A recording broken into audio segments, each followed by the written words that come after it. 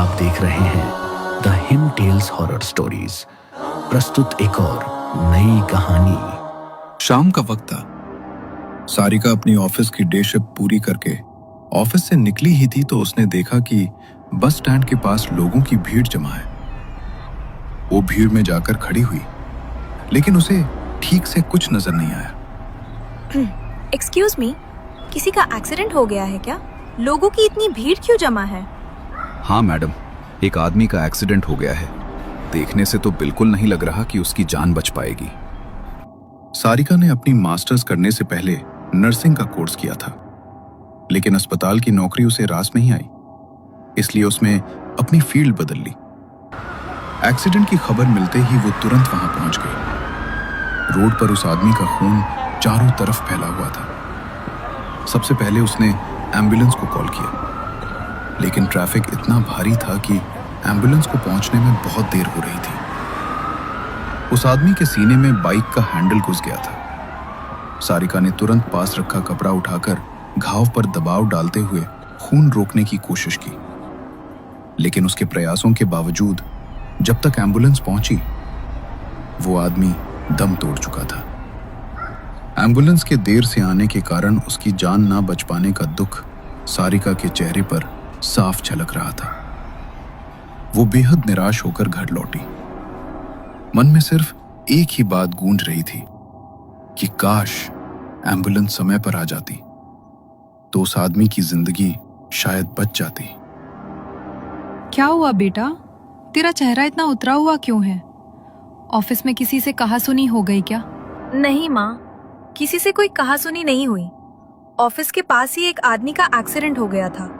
बहुत कोशिश की उसे बचाने की, बहुत देर तक उसका खून रोक कर भी रखा, लेकिन एम्बुलेंस इतनी देर से आई कि वो बच ही नहीं पाया।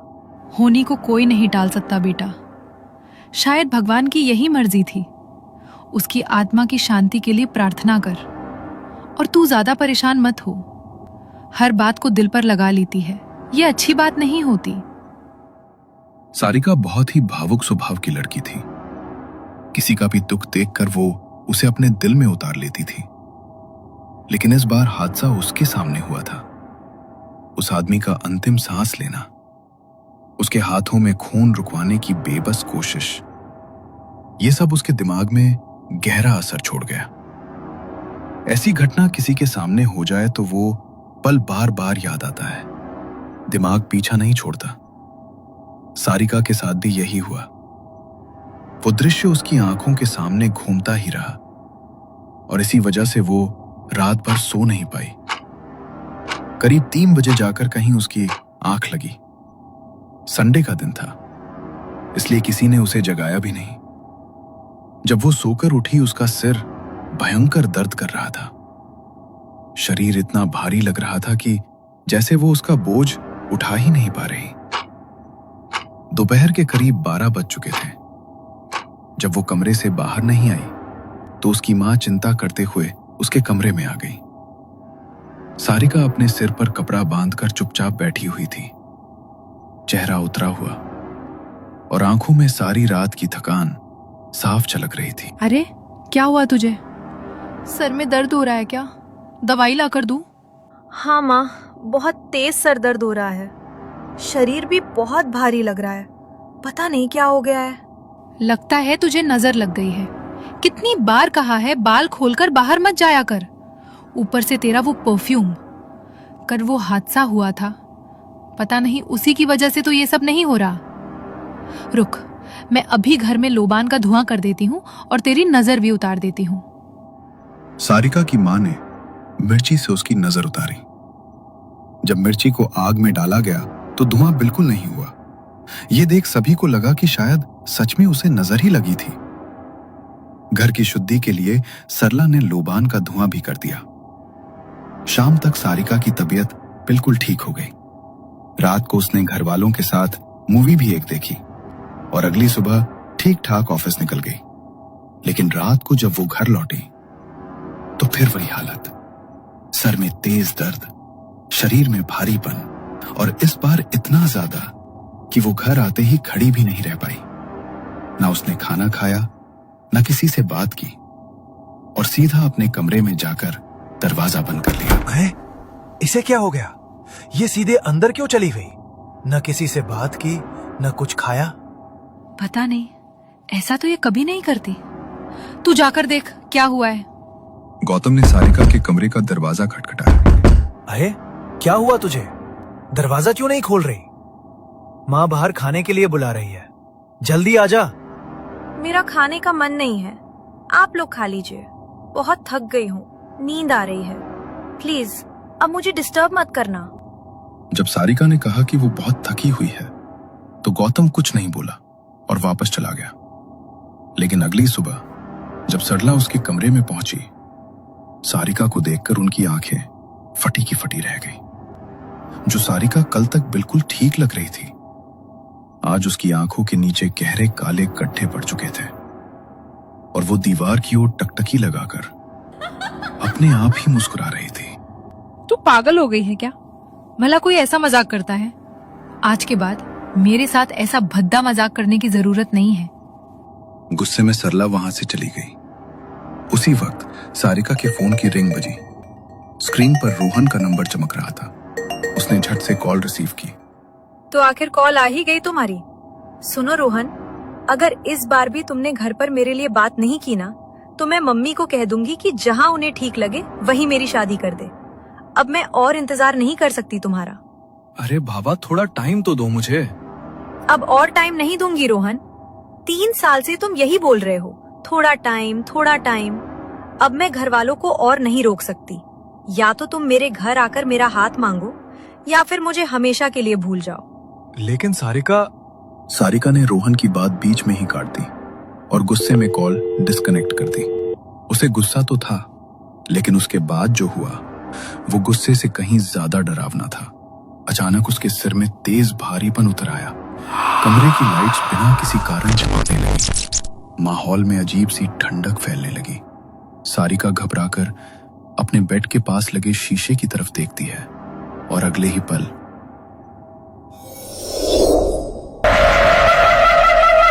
बल्कि एक लंबी भयानक काली आकृति दिखाई देती है। वो परछाई ऐसे खड़ी थी जैसे कई देर से उसे घूर रही हो। डर इतना गहरा था कि उसके मुंह से आवाज भी नहीं निकली। चीख अटक गई, सांस रुक गई और अगले ही पल वो अपने ही बिस्तर पर बेहोश होकर गिर पड़ी। सुबह उसके फोन की रिंग बजती है तो अचानक से वो हड़बड़ाकर उठती है। फोन पर रोहन की कॉल आ रही थी। वो हाफते हुए उसकी कॉल उठाती है। हेलो हेलो सारिका, कल रात तुम्हारी बात के बारे में सोचा मैंने। तुम्हारा कहना भी ठीक है।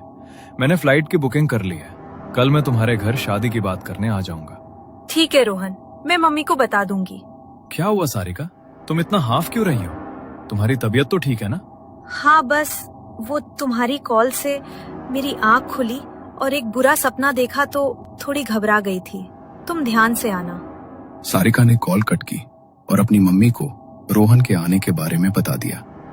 अगले दिन रोहन अपनी फैमिली के साथ सारिका के घर आने वाला था, इसलिए सुबह से ही घर में सारी तैयारी शुरू हो गई थी। सारिका अपने कमरे में तैयार हो रही थी, तभी उसके कानों में एक अजीब सी आवाज पड़ी, जैसे तो कोई बहुत धीमी सी आवाज में उसे कुछ कह रहा हो। उसने थोड़ा जोर डाला तो उसे वो शब्द बिल्कुल साफ सुनाई दिए। सारिका, सारिका, मैं तुम्हारा साथ कभी नहीं छोड़ूंगा। तुम जहां भी जाओगी, मैं अपने आप तुम्हारे साथ आ जाऊंगा। उस भयानक फुसफुसाहट को सुनकर सारिका जोर से चीख पड़ी। उसकी चीख सुनते ही उसकी माँ घबराकर उसके कमरे में भागी। सारिका, क्या हुआ तुझे? इतनी जोर से क्यों चिल्लाई? माँ, पता नहीं, मुझे कुछ दिन से बहुत अजीब लग रहा है। ऐसा लगता है जैसे हर वक्त कोई मेरे आसपास ही होता है। अभी मुझे एक आवाज सुनाई दी। वो कह रहा था, मैं तुम्हें कभी नहीं छोड़ूंगा। जहां भी जाओगी मैं तुम्हारे साथ आऊंगा। क्या? ऐसी आवाज? मैंने तेरे पापा को बोला था कि पंडित जी से झाड़ा पोछा करवा लेते हैं, लेकिन उन्होंने मेरी बात सुनी ही नहीं। मुझे तो लगता है कोई हवा तेरे पीछे लग गई है, तभी तो तेरी तबीयत भी ऐसे अचानक खराब रहने लगी है। सरला की ये बात पूरी ही नहीं हुई थी कि धड़ाम सारिका के कमरे का पंखा जोरदार आवाज के साथ नीचे गिर पड़ा। दोनों की आंखें डर से फटी की फटी रह गईं। सारिका का भाई और उसके पापा घबराए हुए अंदर दौड़े, लेकिन तभी डोर बेल बजी। हड़बड़ाहट में सबने खुद को सामान्य दिखाने की कोशिश की और बाहर आकर रोहन के परिवार का वेलकम किया। सारिका भी वहीं बैठी थी, लेकिन वो रोहन को जिस तरह घूर रही थी उसमें कुछ अजीब, कुछ असहज, कुछ अनचाहा था। तुम बहुत कमजोर लग रही हो सारिका। तुम्हारी तबीयत ठीक नहीं है क्या? हाँ, कुछ दिन से थोड़ी बीमार है। डॉक्टर की दवाई चल रही है, जल्दी ठीक हो जाएगी। सारिका बेटा, सबके लिए चाय बना कर ले आओ। जी माँ। सारिका उठी, चाय बनाई और सबको सर्व कर दी।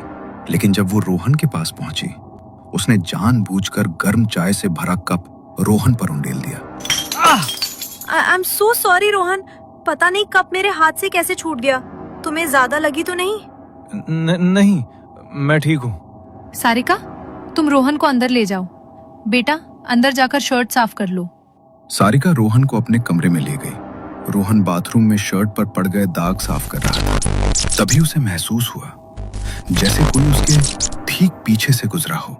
उसने फौरन पीछे मुड़कर देखा, पर वहां कोई नहीं था। जब उसने फिर चेहरा आगे किया तो उसे लगा कि एक काली छाया उसके सामने से झट से गुजर गई। रोहन का दिल तेजी से धड़कने लगा। वो जल्दी से बाहर आया। सारिका आईने के सामने बैठी थी, एकटक खुद को देखते हुए, हीरे की तरह ठंडे चेहरे के साथ अपनी उंगलियों से बाल संवार रही थी, जैसे किसी और दुनिया में हो। अरे, तुम खुद को इस तरह एकटक शीशे में क्यों देख रही हो?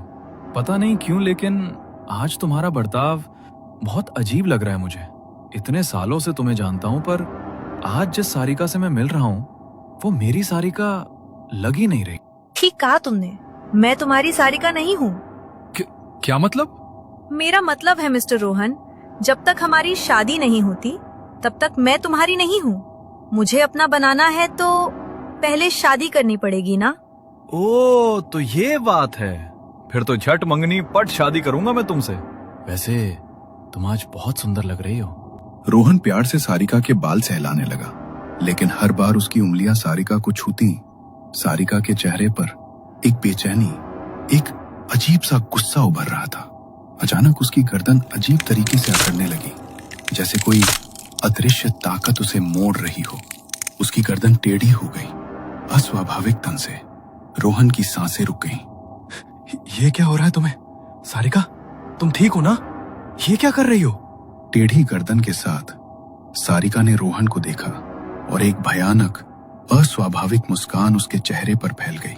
रोहन डरकर पीछे हटने लगा, लेकिन तभी सारिका ने झपट कर उसकी गर्दन पकड़ी।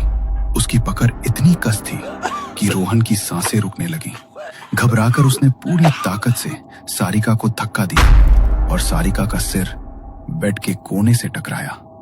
धप, उसके माथे से खून निकलने लगा और वो वहीं फर्श पर गिरकर बेहोश हो गई। सारिका, ये क्या हो गया तुम्हें? रोहन की चीख सुनकर परिवार दौड़ता हुआ कमरे में आया। सारिका के माथे से तेज खून बह रहा था, तो सब उसे तुरंत अस्पताल लेकर गए। चोट थोड़ी गहरी थी, लेकिन अब खतरे की कोई बात नहीं है। मैंने बैंडेज कर दी है, कुछ देर में होश आ जाएगा। लेकिन एक बात समझ नहीं आई रोहन, सारिका को चोट लगी कैसे? कहीं तुम दोनों में बहस तो नहीं हुई? तुमने धक्का तो नहीं दिया? नहीं, मैं तो बाथरूम से बाहर आया तो सारिका पहले से ही गिरी हुई थी। मैं घबरा गया, कुछ समझ नहीं आया, फिर आप लोग आ गए। डर और शर्म से रोहन ने सच किसी को नहीं बताया कि वो डर कर सारिका को धक्का दे बैठा था। थोड़ी देर बाद सारिका को होश आया। सब उससे मिलने अंदर गए, लेकिन रोहन की हिम्मत नहीं हुई उसके पास जाने की। रोहन, तुम भी जाकर देखाओ, तुमसे मिलकर उसे अच्छा लगेगा। हाँ माँ। रोहन धीमे कदमों से कमरे में गया। सारिका आंखें बंद किए पड़ी थी। उसे देख उसका दिल भारी हो गया। वो उसके पास बैठा, धीरे से उसके माथे को छुआ, उसका हाथ पकड़ लिया। अचानक सारिका ने उसकी कलाई कसकर पकड़ ली। रोहन का दिल दहल गया। सारिका ने आंखें खोली। उसकी पुतलियां पूरी तरह सफेद थीं। चेहरे पर एक मृत दानवी मुस्कान उभर आई। वो रोहन को घूरते हुए मुस्कुराई। क्या हुआ, डर गए? ये तो बस शुरुआत है, बदला तो अभी बाकी है।